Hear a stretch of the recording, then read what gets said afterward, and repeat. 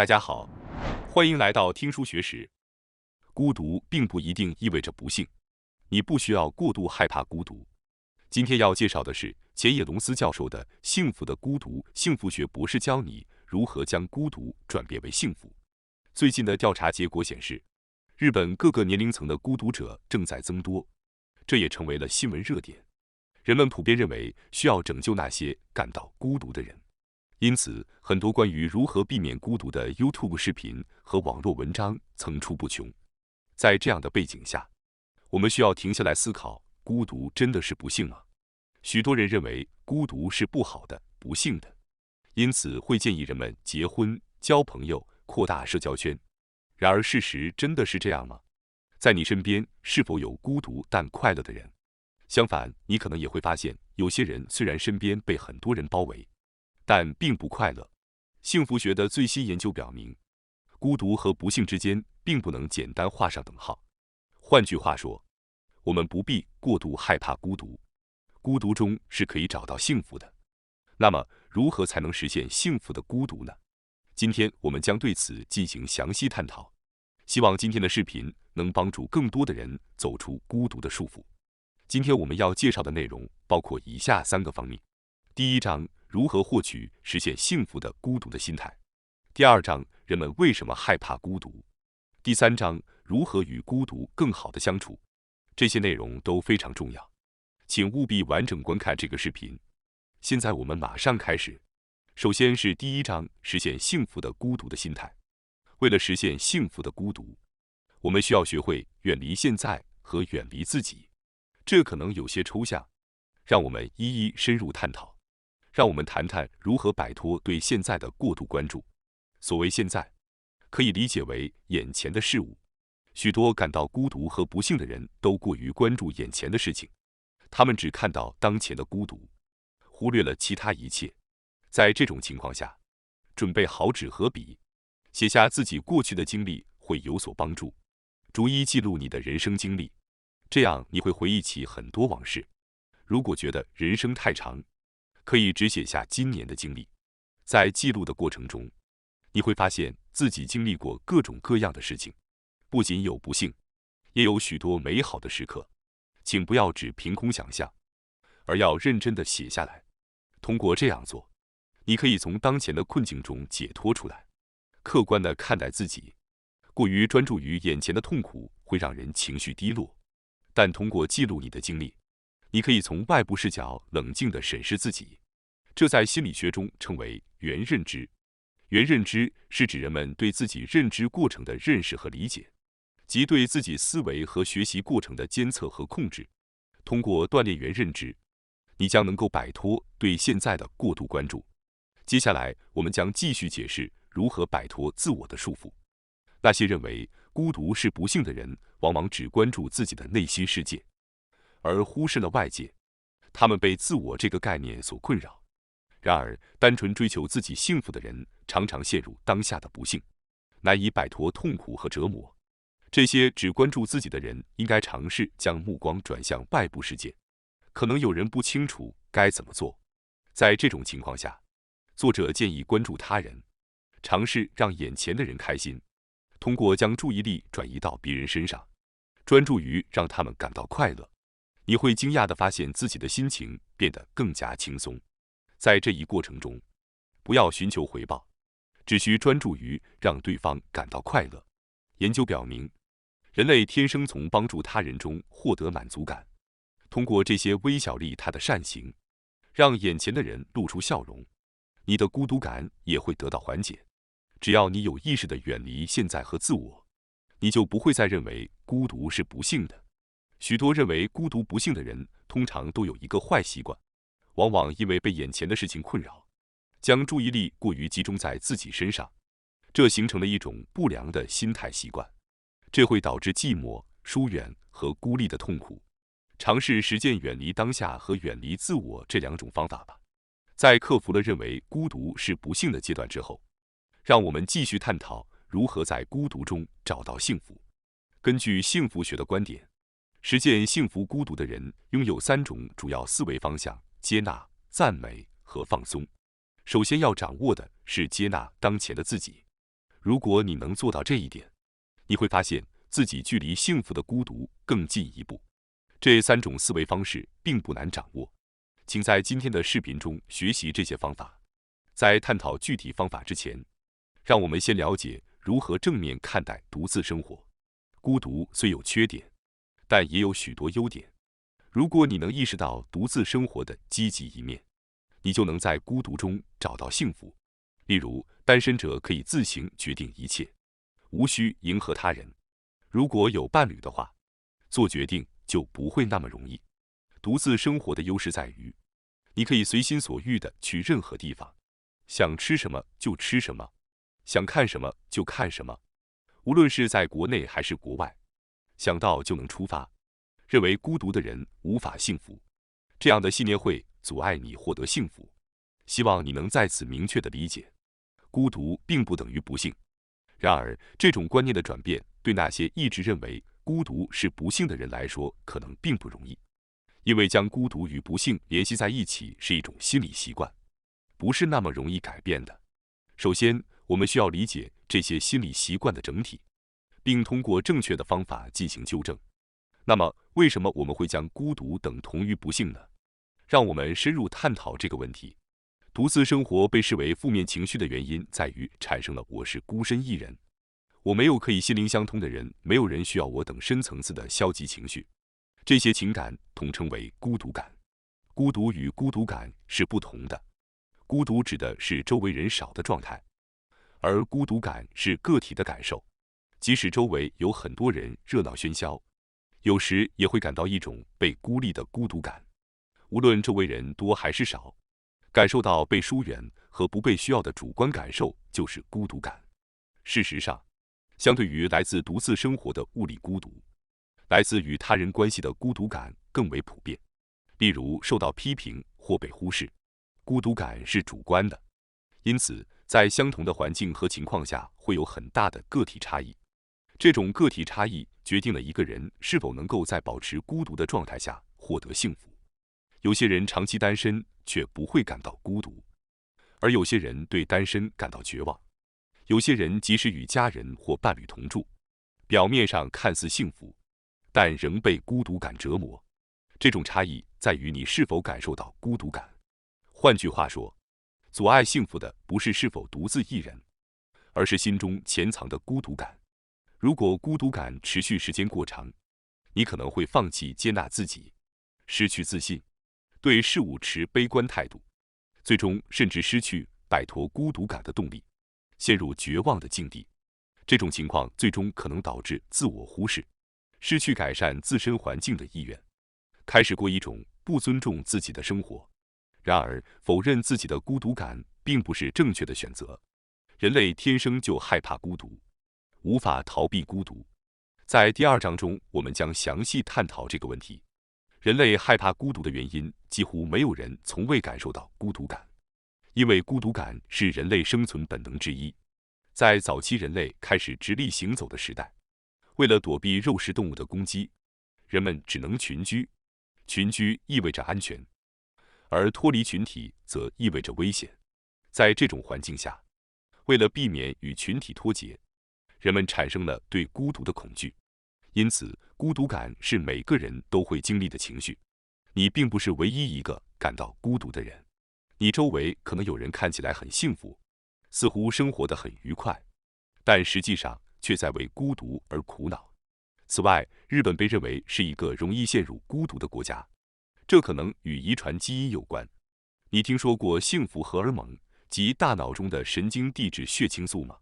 血清素的分泌能力因基因不同而各异，分泌血清素较多的称为 L 型，分泌较少的称为 S 型。血清素的分泌量可以分为 LL 型、SL 型和 SS 型3类，其中 SS 型分泌血清素最少。基于这些信息，你可能知道，日本人大多数约70%属于 SS 型。日本人天生更容易产生焦虑和担忧，但这并不意味着日本人有什么问题。虽然担忧一词常常带有负面意义，但这种基因也使得日本人擅长细致的工作，这是一种积极的方面。日本制造的产品以其精益求精和卓越的质量而闻名。此外，日本人对待客人的细致关怀也被认为在全球范围内独树一帜。这种无微不至的关怀可能与他们敏感细腻的基因有关。这也解释了为什么日本人往往在独处时会感到孤独和悲伤。这其实是一种正常的感觉。意识到自己感到寂寞是一种普遍的体验，可以让人们安心，因为这意味着你并不是唯一感受到这些情绪的人。孤独和孤独感是普通的情绪，关键在于你如何与之相处。这是幸福与不幸之间的区别，即你对孤独的看法。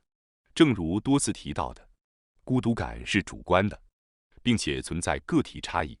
相同的情况中，有些人会感到孤独，而有些人则不会，甚至会感到快乐。这种差异源于人类的多样性。让我们继续探索这些特性。大家是否听说过聚焦错觉这个词？聚焦错觉是指将注意力集中在错误的地方，例如认为朋友越多越幸福，钱越多越幸福，结婚就会幸福等。这种因为某事所以做某事就会幸福的观念，正是聚焦错觉的表现。当然，这样的选择可能会让一些人感到幸福，但并不适用于所有人。相反，这种思维方式可能让更多人远离幸福。在现代社会中，社交媒体的发展使孤独变得更加显而易见。通过社交媒体，人们认为关注者越多越幸福，点赞越多越幸福。这些观点加剧了孤独感，让人们更容易误以为自己不幸。人们有一种普遍感受到寂寞和孤独的倾向。小时候，只要和父母在一起，就不会感到孤独。然而，随着上学后，看到已经形成的朋友群体，如果无法融入其中，就会产生孤独感。这种孤独感是由周围环境变化所引起的，并不是绝对的。社交媒体也是如此，关注者增多并不一定会减轻孤独感，而关注者减少则可能让人担心自己被他人不喜欢，从而产生孤独感。社交媒体原本应该为我们提供与原本无法联系的人们建立联系的机会，但却可能加剧孤独感。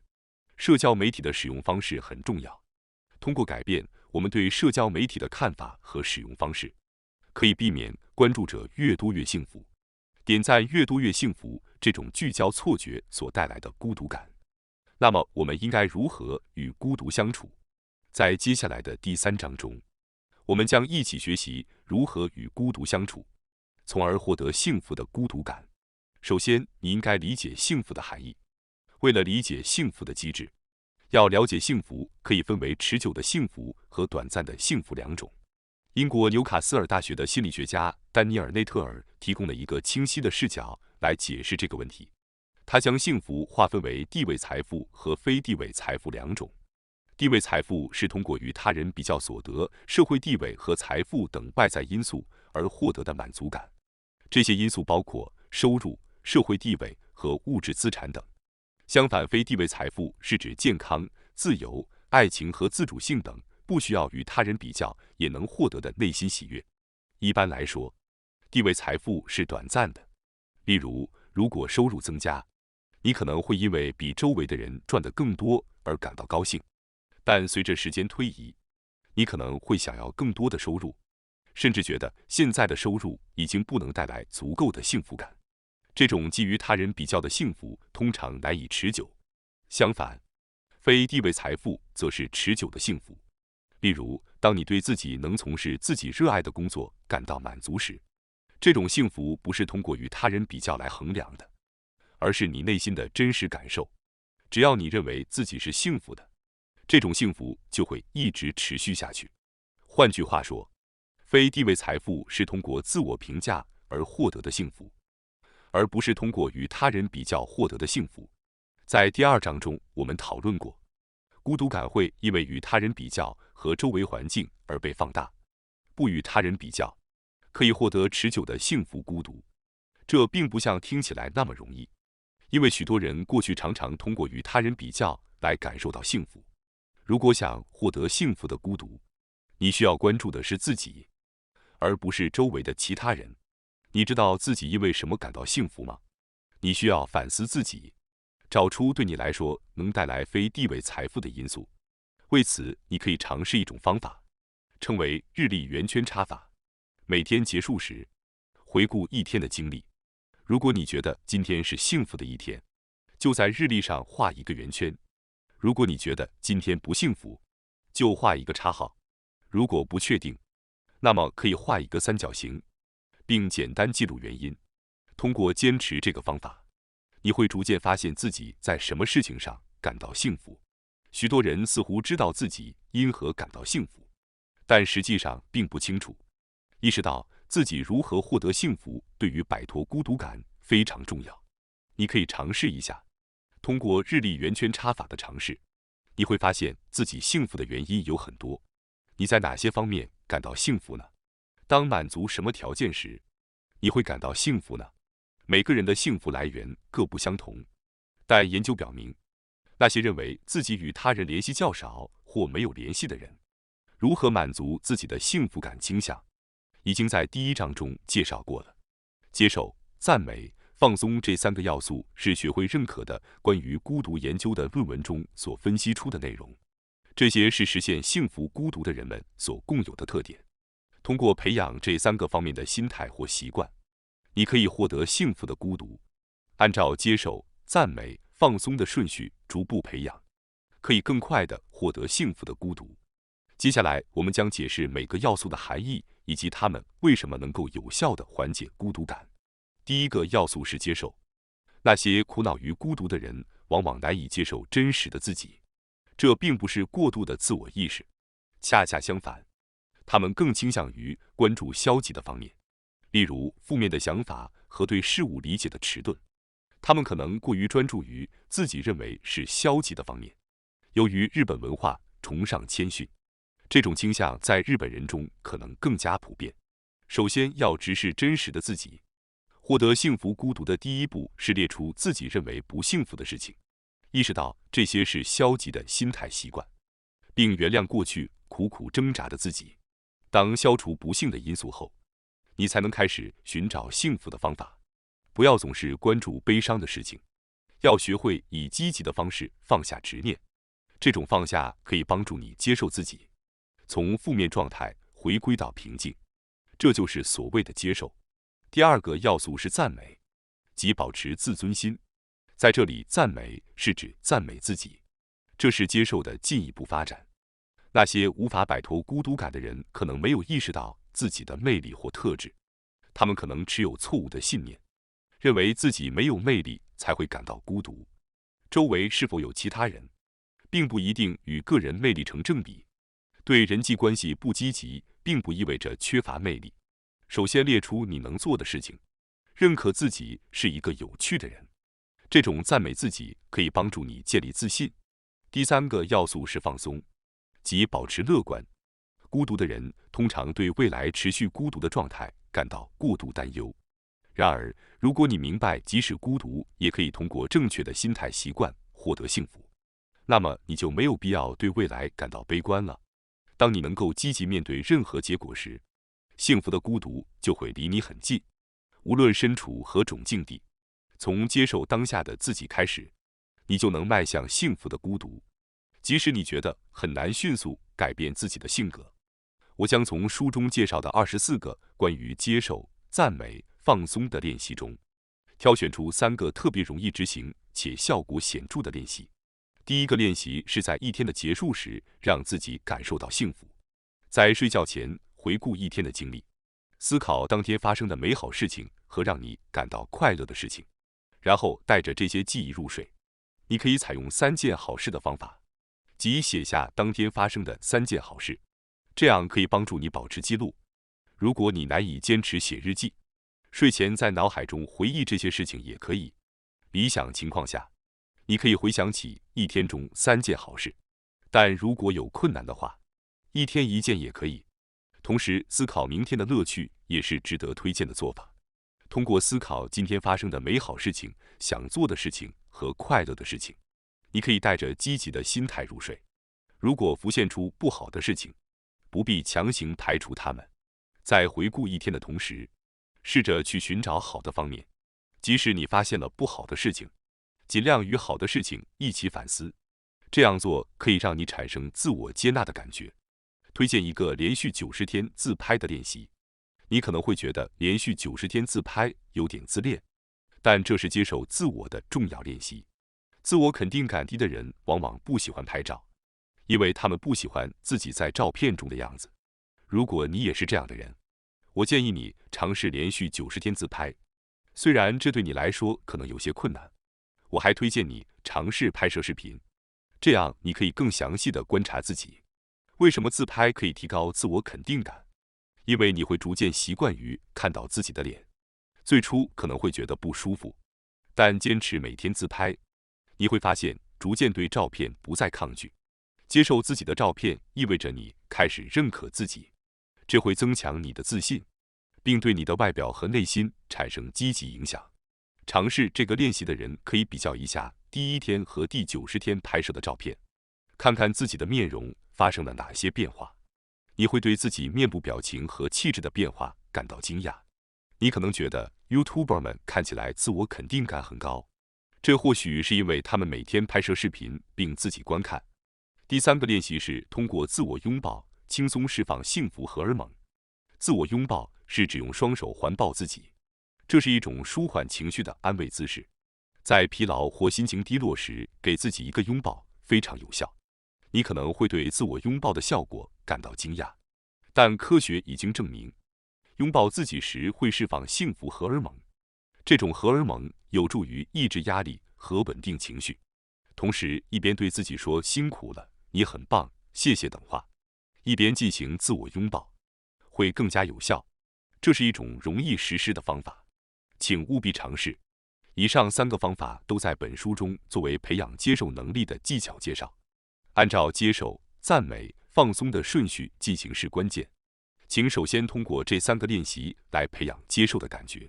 如果你想进一步发展赞美和放松的能力，请反复观看这期视频。